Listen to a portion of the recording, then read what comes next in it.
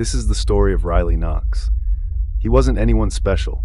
No YouTube channel, no blog, no manifesto about aliens or secret government labs. Just a 29-year-old guy with a steady job, a quiet life, and a long-standing curiosity about Area 51. He didn't believe in little green men. He wasn't chasing fame. According to his friends, he just wanted to see it for himself, to get as close to the edge of the unknown as someone could without crossing a line. In late October, Riley packed a yellow tent, a flashlight, and a worn notebook into the back of his black 2016 Jeep Wrangler. He told no one where he was going. He drove out past Alamo, Nevada, took a hard turn onto a dirt road near the Tikaboo Valley, and disappeared into the desert. What happened next was never caught on camera. But something out there remembers him. Riley set up camp just before dusk, positioning his tent behind a jagged ridge that offered partial cover from the open flats. It was quiet out there, eerily so. No cell signal, no aircraft overhead, not even wind against the rocks. Just that strange, heavy kind of silence the desert gets when it's holding its breath.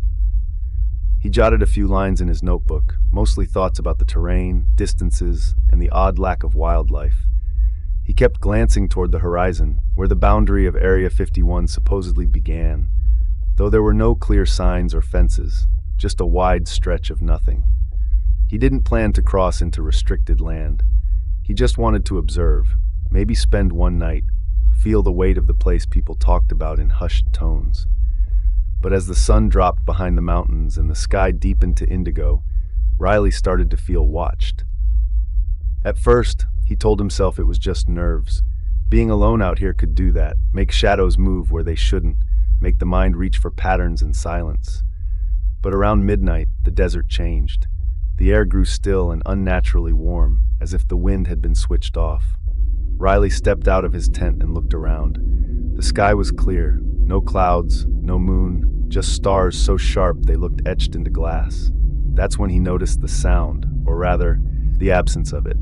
The faint hum of insects had stopped. Even the crunch of his boots on the dirt felt muffled, like the earth was swallowing the noise. Then came the flicker, far out in the distance where the base should have been. A faint pulse of light, steady like a heartbeat, not bright enough to be headlights, not moving, just waiting. Riley hesitated, his instincts pulling in two directions. One said to get back in the tent, zip it shut, and wait for morning.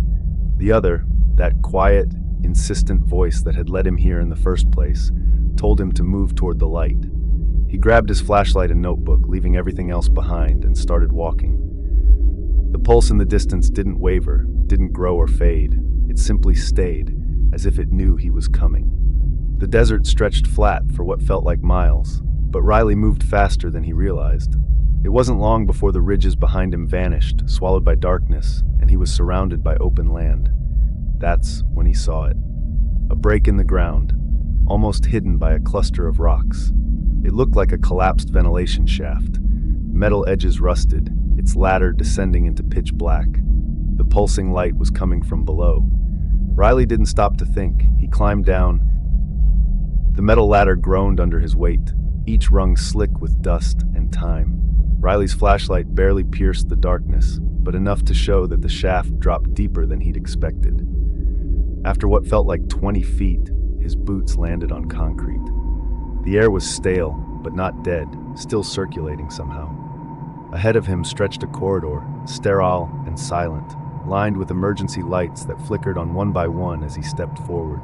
The walls were concrete, reinforced with steel ribs, and marked with faded stencils. Biocontainment, Level 3 access, and one he couldn't decipher. Half erased, but recently disturbed. His breath echoed too loudly in the tight space, and each flickering light seemed to come to life not just with movement, but with recognition. Riley had expected dust, decay, maybe collapsed tunnels. He hadn't expected the place to be waiting for him. He moved deeper, notebook in hand, though he hadn't written anything since descending.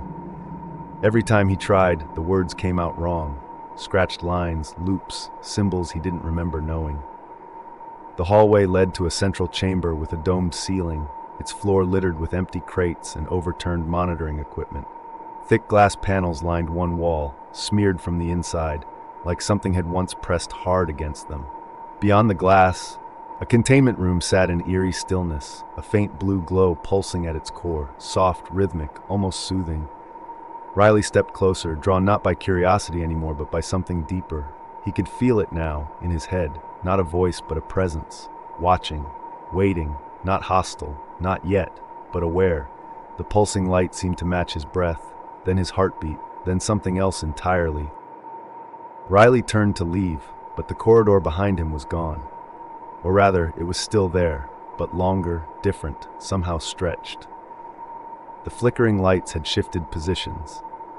The stencils on the walls were gone, replaced by lines of symbols that pulsed faintly when he looked at them.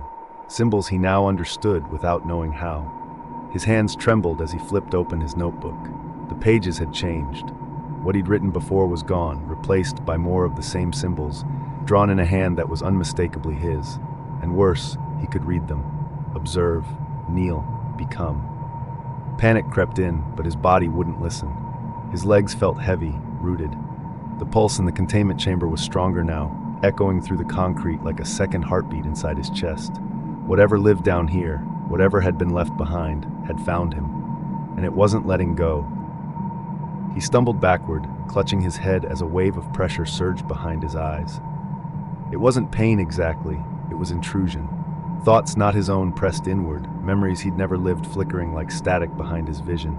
A sterile lab, gloved hands, screams muted behind glass. He dropped his flashlight, and it rolled to a stop beside the chamber wall, casting long shadows across the room. Inside the containment unit, something shifted. Not a shape, more like the absence of one. A distortion in the air, like heat bending light, pulsing in sync with his breathing. Riley blinked, and for a moment he wasn't looking through the glass. He was inside. Or maybe it was looking out through him. He backed away, but the room stayed with him. Every wall, every panel, the pulse, the symbols. They weren't just around him now, they were in him. And suddenly Riley couldn't remember how long he'd been here. Time lost meaning. Minutes, hours, maybe days, bled together, the same pulse echoing through his bones, the same looping corridors stretching endlessly in all directions. When he tried to retrace his steps, the layout shifted behind him. Rooms he knew he'd passed vanished, others multiplied. His notebook, once filled with thoughts and sketches, now flipped endlessly between pages of symbols, some of which began to glow faintly under his fingertips.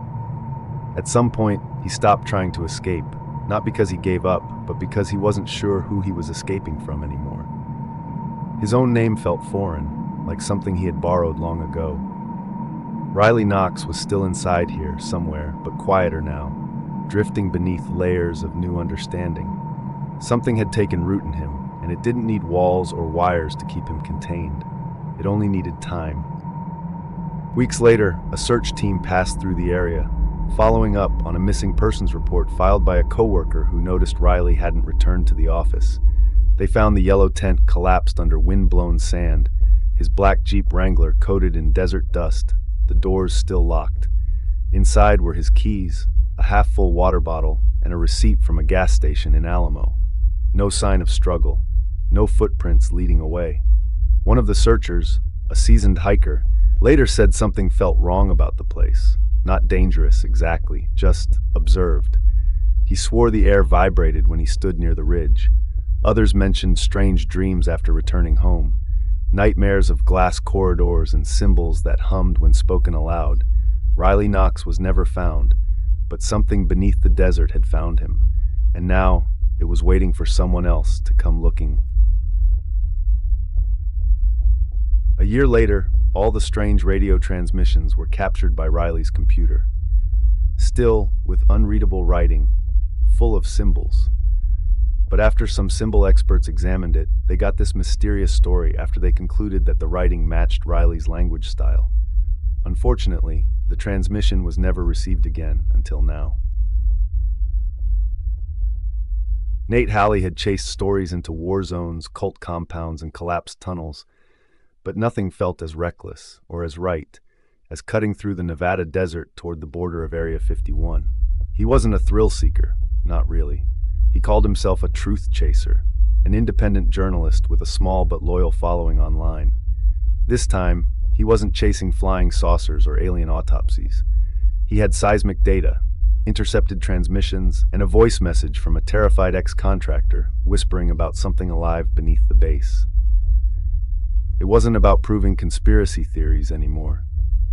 It was about stopping something from getting out.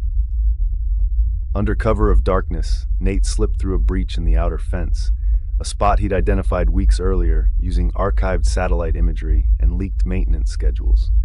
The wind was dead still, unnaturally so, and the silence of the desert gnawed at his nerves more than any alarms would have. He wore a radiation badge, a body cam, and a military-grade breathing mask, precautions that felt paranoid a few days ago, but now felt vital. The perimeter should have been crawling with guards, drones, dogs, but instead, he found gutted watchtowers, empty floodlights, and security doors left hanging open like someone had left in a hurry. Each step deeper into the base made his skin crawl. Not from fear, not yet, but from something heavier, like the air was charged, like the desert itself was holding its breath. The entrance to the sublevels was buried behind a rusted storage hangar, hidden beneath a hatch disguised as a maintenance pit. Nate found it exactly where the ex-contractor's scrambled voice message had said it would be. The keypad was dead, the access panel hanging open with its wires frayed and sparking. He dropped into the shaft, landing hard on the grated floor below. The air grew colder instantly. Lights flickered weakly along the corridor ahead, casting shadows that seemed too long, too slow to move. As he stepped forward, his Geiger counter clicked once, then went completely silent. He tapped it. Nothing. Dead. So was his signal. No GPS, no Wi-Fi, just the long humming quiet of the tunnels below Area 51, and the creeping certainty that he wasn't alone. Nate kept moving, flashlight beam cutting through the dark like a scalpel, slicing across sealed blast doors, shattered observation windows, and warning signs in languages he didn't recognize. Some looked burned from the inside. The deeper he went, the less the place resembled a military facility and more a tomb. Abandoned labs with chairs toppled mid-meeting, coffee mugs fossilized with dust, computers left running on blue static. A low vibration crawled up through the floor into his boots, not mechanical, but alive, like a massive creature sleeping beneath him. Then he heard it. A voice, faint and warbled, crackling through the intercom system. Not his name, exactly, but something close enough to make him stop breathing. "Nathaniel?" The voice echoed again, this time clearer, as though someone were whispering directly into his ear. "Nathaniel, you shouldn't be here." It wasn't a warning, it was a recognition, a beckoning. Panic surged through him as he sprinted down the corridor, heart pounding, the flashlight trembling in his hand. He reached a large steel door, one that seemed untouched by time, clean, pristine, unlike the rest of the crumbling facility. The control panel blinked alive as soon as he approached, as though expecting him. Nate hesitated. A tremor ran down his spine. He hadn't known what he was looking for when he entered this place, just the gut instinct that something was terribly wrong. But now he could feel it, sharp and insistent. This place wasn't a research facility. It was a prison. With a deep breath, Nate slammed his palm against the control panel, and the door groaned open. Inside was a vast underground chamber, far larger than anything he'd imagined, and more ancient. The walls were lined with archaic symbols, twisted shapes that seemed to shift as his eyes moved, like they were alive. In the center, there was a massive containment field, humming softly with an eerie, unearthly energy. It flickered, and in the shadows beyond the barrier, something stirred. Nate's pulse quickened. The air in the room thickened as the temperature dropped, and for a brief, terrible moment, the light flickered out entirely. When it returned, he saw it, a shape, a thing, not entirely human. Its eyes, if they could be called eyes, were the color of bleeding stone, and it was staring straight at him. The entity's presence pressed against him like a physical weight. He could feel its gaze, not just on his skin, but inside his mind, scraping the edges of his thoughts. His breath hitched, and for a moment he couldn't move, couldn't speak. It was as if the world around him had begun to unravel, the edges of reality warping and blurring. He reached for his camera, hand trembling as he fumbled for the record button. The footage blinked in and out, but he could still hear the whispers, growing louder, shifting in the static. The voice from the intercom was now a chorus of echoes, all calling his name. His body felt heavy, his vision distorted, and with each passing second, the walls around him seemed to close in. This wasn't just a containment facility, it was a prison, and he was meant to be its next inmate. Nate's mind raced as panic flooded his senses. He backed away from the containment field, but his body felt numb, like it was moving through a thick fog. The whispers were louder now, voices overlapping and distorting, as if the very air was alive with them. The entity inside the chamber pressed closer to the barrier, its form shifting and stretching, like it was testing the limits. His camera was useless, its screen flashing garbled images. Nate knew he had to move, to leave, now. But as he turned to run, the tunnel seemed to stretch endlessly before him. He tried to remember the way out, but every hallway felt the same. The walls closed in tighter, suffocating him, and for a moment, he thought he might be trapped forever in this distorted reality. With every step, the whispers grew louder, more insistent, until they felt like they were inside his head, pushing him toward the one door, the only way out. Desperation surged through him as Nate sprinted down the hall, the buzzing of the entity's influence crawling under his skin. His heart pounded in his ears, drowning out the whispers, but the weight of its presence was unbearable. He reached the stairwell that led up to the surface, his body shaking with exhaustion. The door at the top was locked. He hammered on it with his fists, shouting, knowing no one was there to hear. Then, just as his vision started to darken, the door swung open with a sudden click. Light flooded in from the outside, but it wasn't salvation. It was the blinding truth of the desert sun, and the reality of how long he had been down there. With the last of his strength, Nate pushed through, stumbling into the open air, his lungs gasping for breath. He looked back once, but the hatch slammed shut behind him, as though it had never been open at all.